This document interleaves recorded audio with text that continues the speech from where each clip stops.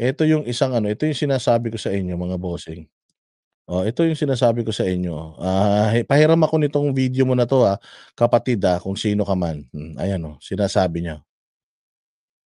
As a result of those, at saka ang tagal-tagal, why does it?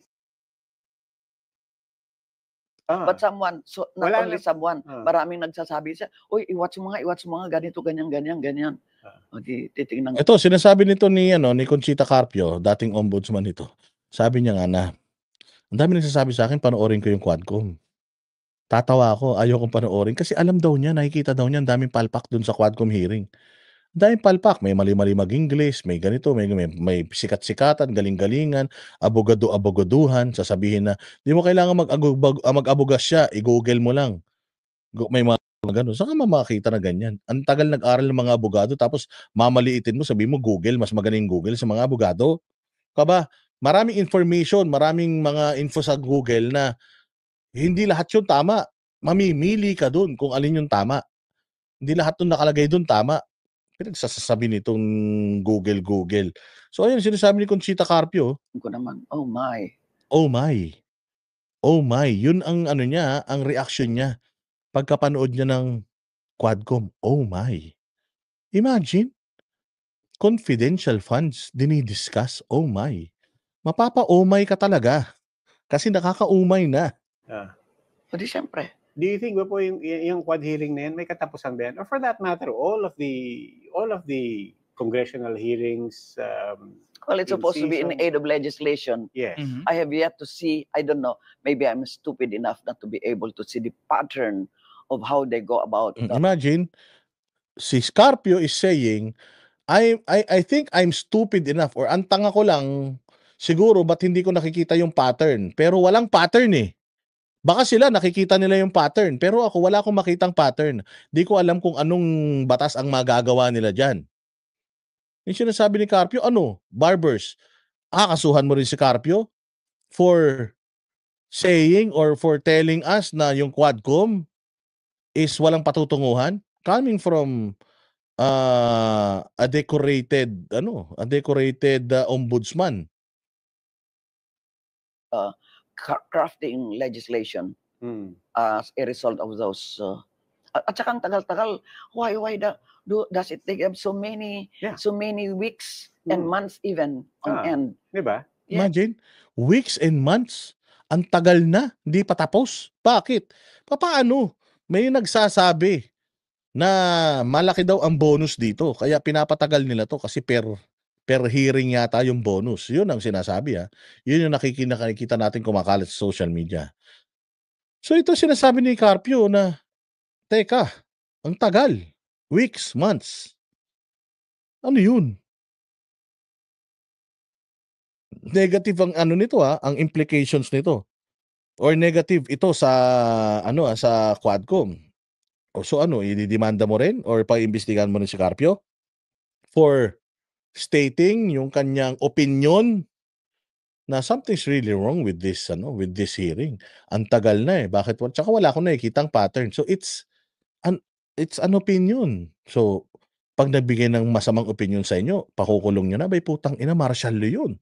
Yes. And I think that's the same question that everybody has. Just the other day, ang guest ko dito, si Congressman Benny Abante. And I was asking the same thing. I think... Oh, what did he say? I did not watch. Well, I'll tell you what. Filipinos find themselves saying na, I never thought that this day would come, where you have Duterte there and you have people grilling him. And certainly a lot of people didn't expect this to happen technically this fast.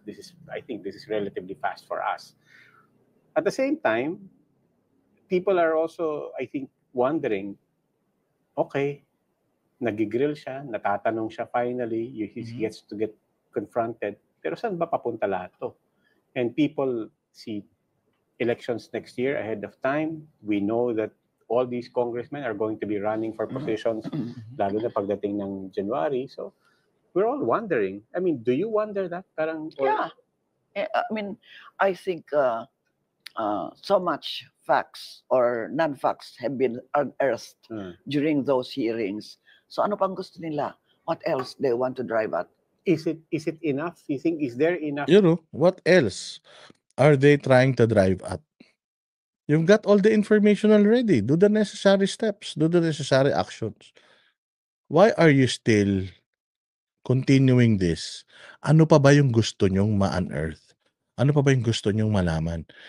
Ang tagal na nito, you should have meron more than enough na sana yung information that you've gathered. 14 hours tumatagal yung hearing ninyo, and this has been going on for months. Ilang weeks na, ilang months na hindi pa rin natatapos to. Sa longest na yata ito na inquiry in aid of legislation. So even Carpio, ang sinasabi niya is, I really do not see the pattern. If you cannot see yung pattern, yung direction nung Quadcom, politika lang to para sa akin. Kasi yun yung sinasabi ni Madam read between the lines. Hindi man niya sinasabi yun, pero parang sinasabi niya na siguro ang bobo ko kasi hindi ko nakikita yung pattern. Pero dahil nga tanga ko, nakikita ko wala talagang direction. So kung walang direction, ibig sabihin wala kayong mabubuong batas.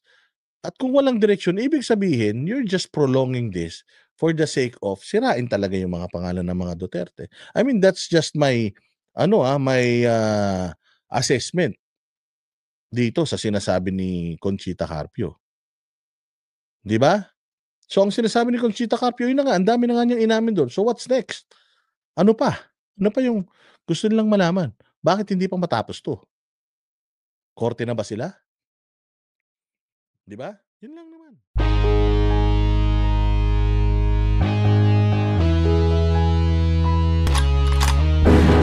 Yan ang Banateros, walang inuurungan. Pag tama palakpakan, pag mali ay babanatan. Yan ang Banateros, boses ng ordinaryo